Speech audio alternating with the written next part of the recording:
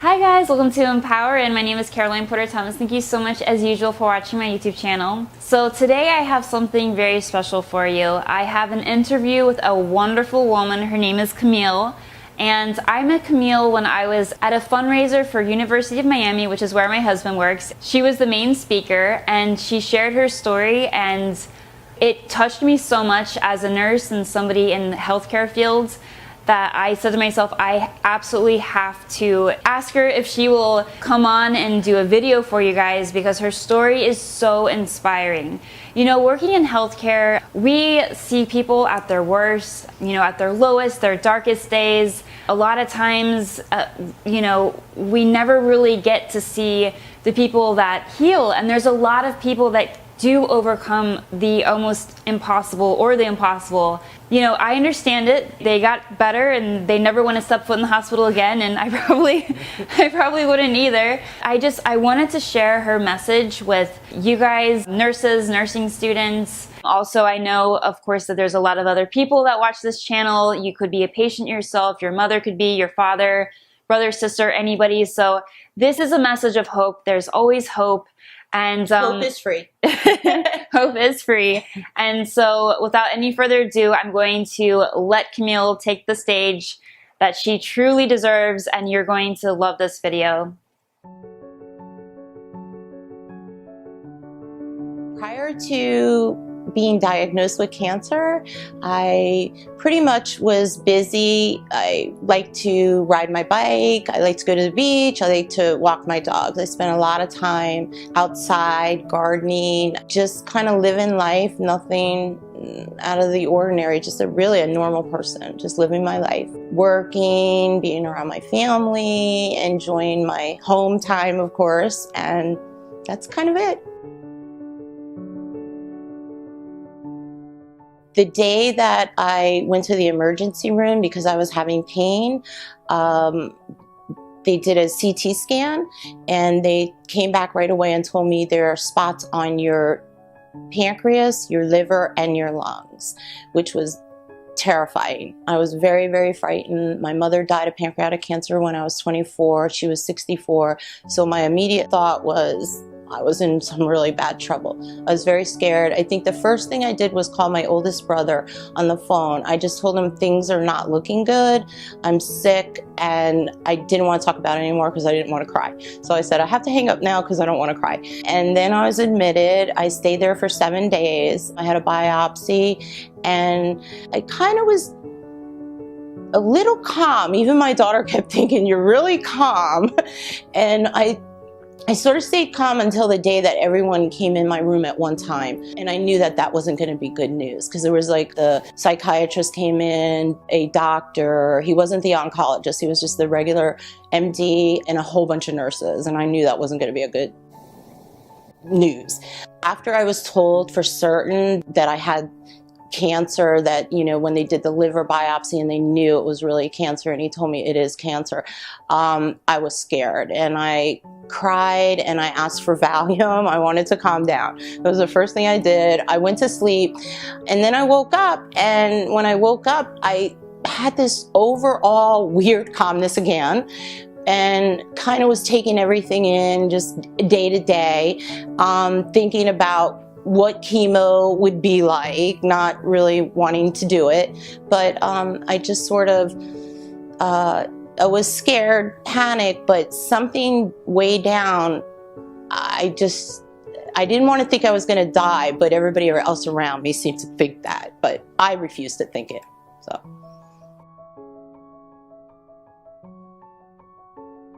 Chemo, there was a lot of tough days because I went through 8 months of very, very aggressive treatment that made it impossible to eat. It made it impossible to sleep. It was just really horrendous. It caused a lot of side effects.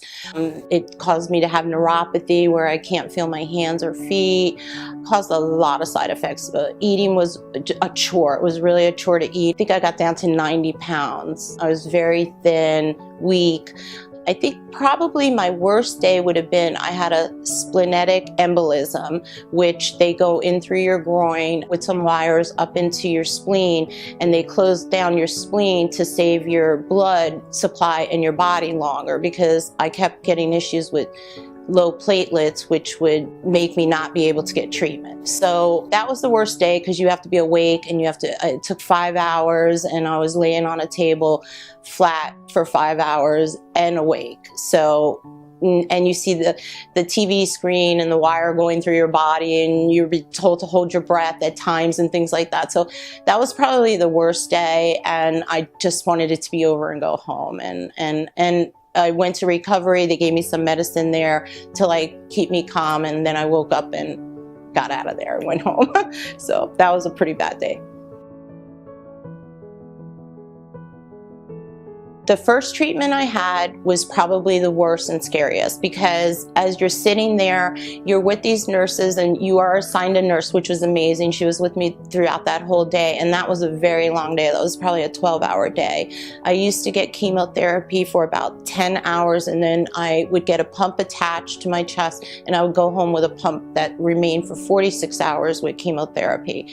So that was a very challenging time. It was exhausting.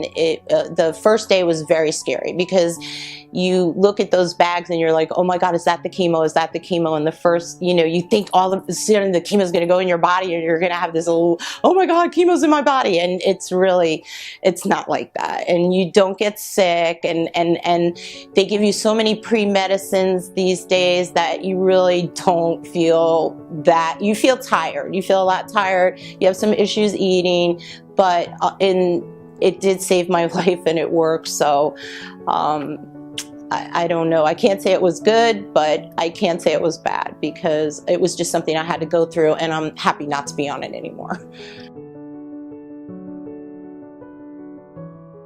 A lot of my social support came right at the hospital. I was very fortunate to have amazing nurses. I would look forward to seeing them every 2 weeks. I got a lot of hugs. I mean, from the people at the desk who registered you for chemotherapy, I got to know everyone. They saw me kind of go through being sick, and then I was lucky that every time I was coming, I was getting good scans, so I was more and more positive, because I knew the chemotherapy was working. So crazy as it sounds, I actually looked forward to getting there, getting it over with, being with my nurses, because my nurses were a huge support system. They always encouraged me. I used social media for encouragement. I would, kept in touch with family and friends everywhere. They would send me messages via social media. I'm thinking of you. I'm praying for you. That was a big thing. My dogs were huge. My dogs were with me all the time. I don't know how they knew I was sick, but they were actually quiet for months, which is unheard of in my house. And so they were always laying there with me. And I used the time of when I had my pump and was having the treatment as a kind of a rejuvenating part. I just thought that this chemo is going through my body. It's my job to rest and let it do its job. And that's kind of what I did. I let it do its job, and thank God it did its job. I started to eat. I was never really a bad eater, because I come from an Italian background, so I had a Mediterranean diet already my whole life. I ate lots of salads, of course pasta, fish, chicken, meat. I kind of ate almost everything. I don't eat pork, because pigs are smart as dogs, so I will not eat pigs. I love pigs. They're so cute. I want a pig. Anyway, so I pretty much started eating more organic. I go to a local market where I know I get fresh produce or whatever's in season. I also go to a great fish and chicken, where the chicken there is no hormones, the fish is all fresh. So I try to eat more healthy as far as like organic fruits and vegetables. I did do a little bit of juicing way back in the beginning, but it's not that great. So I did do it, but it wasn't too good, and it gave me a stomach ache, so I kind of quit doing that. So I rather eat my cooked vegetables than drink raw ones. Another thing that I did religiously, and I recommend to anyone, is Epsom salt baths. I did that every single night before I went to bed. It helped take the toxins out of my body from the chemo. It also helped me go to the bathroom. When you're on chemotherapy, constipation becomes a norm in your life, which can make you very miserable. So the Epsom salt bath every night, I think it drawed out the toxins, it helped me to go to the bathroom, and it also helped me relax and go to sleep. I had a lot of steroids prior to chemotherapy that they give you for the side effects. The Epsom salt baths were very important because they drew those toxins out, and they helped relax me because the steroids would kind of have me a little bit high and excited, and the Epsom salt warm bath at night, I would go right to bed after that, and it would really, really help me. I recommend everybody does it. Visualization was a huge part in my healing and in my recovery. When I was very, very sick, I would visualize myself doing something I wanted to do. Like, I want to go to New York, but I'm so sick and I'm laying here on the couch. So I would actually visualize myself walking around New York and going in stores, and I would visualize myself going to visit family. I visualized myself in the future. I kept visualizing myself in the future. I wouldn't think, and in those future, I wasn't sick. I was healthy. I was riding my bike. I visualized myself sitting on the beach, getting tan, being in the sun. I just kept visualizing happy things. I didn't allow negativity or sad thoughts to come in. When they came in, I replaced them right away. And I visualized myself being healthy. And here I am, healthy and strong. So I believe visualization is very important. I hope that I live a grateful life now. I think I'm grateful actually to even be alive. Then I'm grateful to have hair. And then I'm grateful that I'm not on pain medicine. I'm grateful that I can help somebody else. I hope that I can. Life is, I don't get too caught up in little silly things anymore. I was always the person, just like probably every other woman. If I could lose 10 pounds, I'm gonna be happier. If I got this job, I'll be happier. If I can get this or go here, we're always kind of searching for that next thing that's going to make us happy. And once you face your mortality, being alive makes you really happy. So I would think that my life now, I try to be a little bit more understanding, because you never know what someone is really struggling with. When we look at people, we don't know that person. They might look perfect and healthy to you, but they might be sad, they might struggle.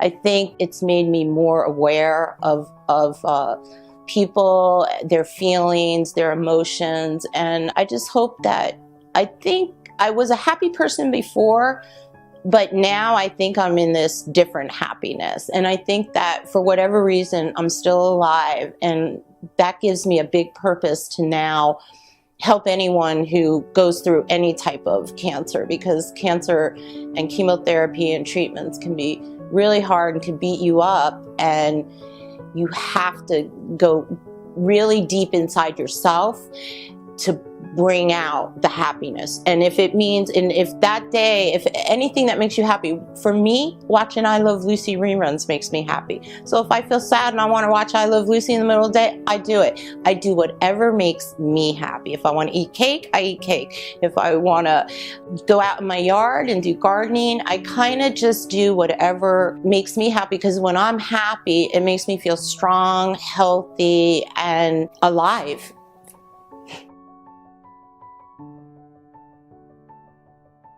My situation was a little different. I was told there was no hope for me because my cancer had already spread to 3 organs by the time I even found out I had cancer.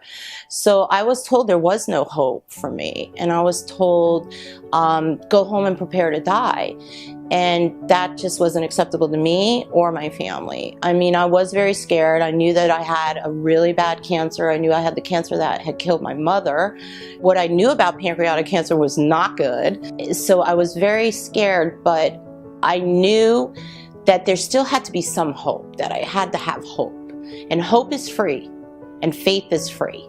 So with those two things, anything can be possible. I was lucky to get a second opinion, and I think that is very important. I think that when any type of cancer, that you should at least have two opinions, and then you decide where your best treatment is going to be. And I was very lucky and fortunate to go to Sylvester Comprehensive Cancer Center, where I met an amazing doctor, and from the first day I walked into that room, they acted like it was normal, like they'd seen this before. And I was, of course, it's me, this is horrible, it's me. They were all like, this is okay. And they hurried around that room and asked me all the right questions. That's when I knew I was in the right place. They knew my pain. They knew the kind of pain I was in. They knew how to manage my pain. And they were asking me every question that was making sense to me. When they told me, they put it in front of me, what was wrong with me, although it was daunting, scary, the doctor looked at my face and told me. He actually grabbed I started to cry, because what are you going to do when you find out you have stage 4 pancreatic cancer? You cry. I started to cry, and he grabbed my face and he told me, this will work. And I held on to that, because I thought, he's a lot smarter than me, and I like what he said. So I sort of held on to that, and I was very fortunate because I had full response to chemotherapy. I haven't had any surgery other than to put a port in and take a port out. And my splenetic embolism, which is a big word, I had to look it up what it is, but I had that one day, but that was back in October of 2012, and I have not had chemotherapy since July of 2013. So.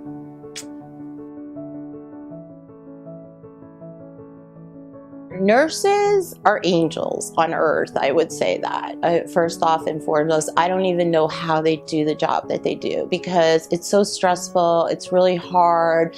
I can't imagine, that they have a bad day and they have to still come to work and cheer someone else on who's having maybe even a worse day. So I would say, first off, I like to thank every nurse out there, because they are angels, and they lifted me all the time. They always made me feel like coming to chemotherapy was normal. I know it might sound crazy, I looked forward to being there. I looked forward to being in their company. They were all around me. They were giving me hugs. We would exchange pictures. I saw some nurses become grandmas. I saw some girls get pregnant and have their own babies, some nurses. And I've kept lifelong relationships with them. And doctors and researchers, every time I meet a cancer doctor, I thank them. I thank them for their dedication. And researchers are bigger than rock stars. We tend to think rock stars are amazing, or television stars or movie stars. I think doctors and researchers and nurses are the true rock stars of the world, because they're curing cancer, okay? And they want to cure cancer. The doctors and the researchers, I've spent time with them, I've talked to them, I've had dinner with them, I've thanked them, and I go in there and I tell them, I say, look at my face, and when you're in your lab with your little dishes, think of me.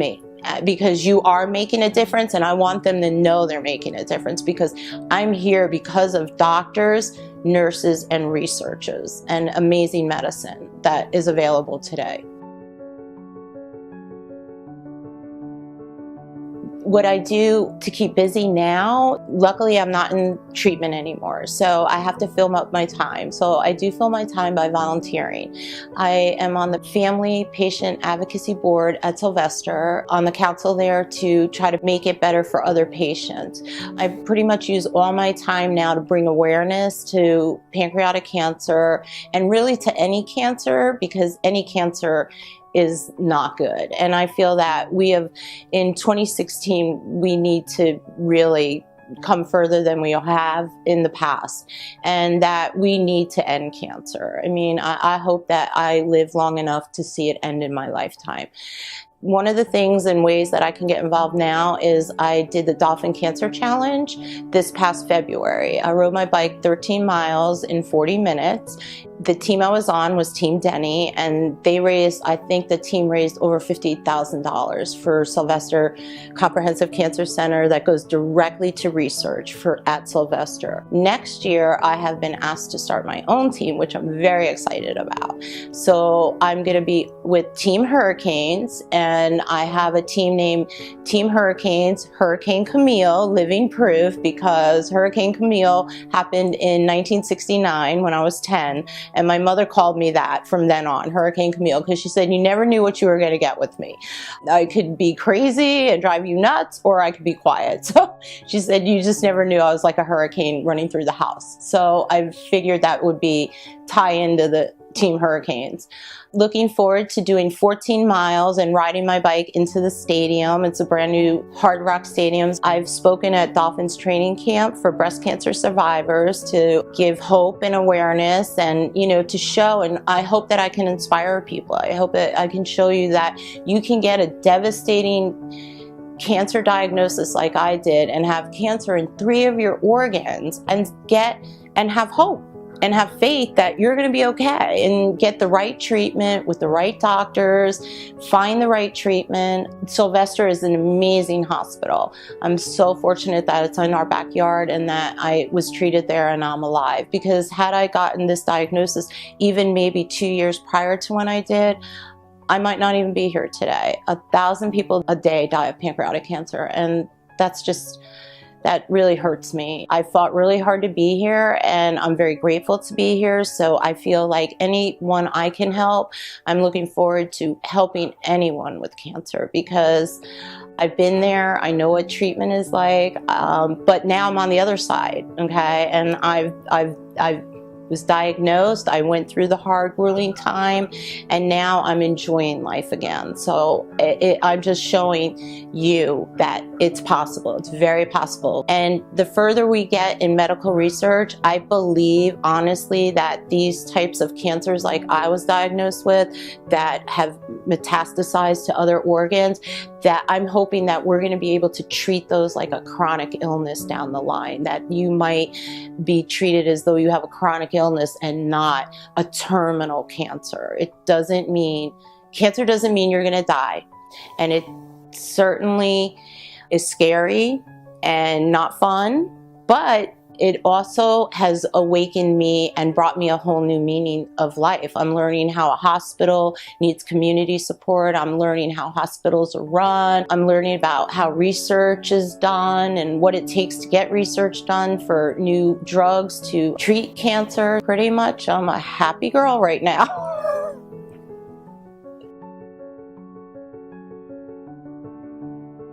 In February 2017 will be the next Dolphin Cancer Challenge, and I hope to meet a lot of you there. I hope that you will think about joining my team, Team Hurricanes, Hurricane Camille, living proof. I would love to meet you. I would love you to join my team. Caroline is going to be there, and it's going to be a great day. It's all about cancer survivors and fighters, and you want to be a cancer fighter, and you want to tackle cancer with me. I hope that I meet you, and I hope that this next year's DCC will be bigger and greater than ever.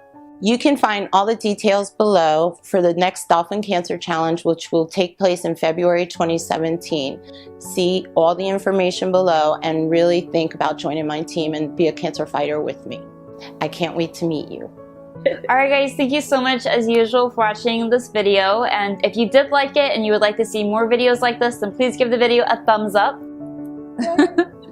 And also, if you have a story of overcoming the impossible and you would like to share it with other people, and you would like me to interview you in the same way or similar way, go ahead and post a comment, or you can email me. My email address will be below. And again, I know she already mentioned it, I would love to meet you this February at the bike ride. So I will be there on Camille's team. Yay. And we would love to meet you and ride with you. And we are going to raise as much money as possible to, save lives and end this devastating disease of cancer. So let's do it all together. All right, guys, I will see you there. I love you. Love you. Bye. Thank you.